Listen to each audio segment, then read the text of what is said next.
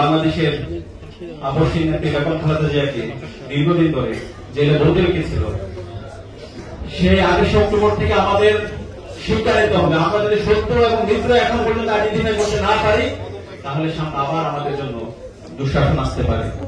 আমাদের পার্বত্য চট্টগ্রামে যে আজকে বাংলাদেশের অখণ্ডতা, বাংলাদেশের স্বাধীনতা সার্বভৌমত্ব আজকে যে উজ্জ্বল অবস্থায় আছে, এই পার্বত্য চট্টগ্রাম মেজর জিয়ার, শহীদ জিয়ার এবং বেগম খালেদা জিয়ার সিগনিফিকেন্ট অবদান আছে।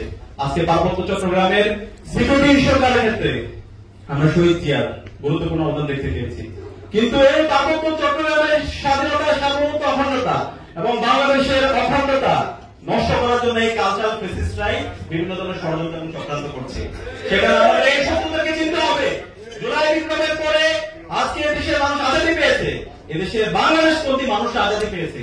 এই বাংলাদেশপন্থী মানুষদের মধ্যে বিভাজন তৈরি করার জন্য এই কালচারাল ফেসিস্ট শক্তি আবার নতুন ভাবে ষড়যন্ত্র এবং চক্রান্ত করছে। আমি সবাইকে অনুরোধ করবো, এই 28 অক্টোবর থেকে শিক্ষা হচ্ছে এই কালচারাল ফেসিবাদের বিরুদ্ধে, কালচারাল ফেসিস্টদের বিরুদ্ধে, মুজিববাদের বিরুদ্ধে আমাদের সবাই ঐক্যবদ্ধ থাকতে হবে। আমরা কি পারবো ইনশাআল্লাহ?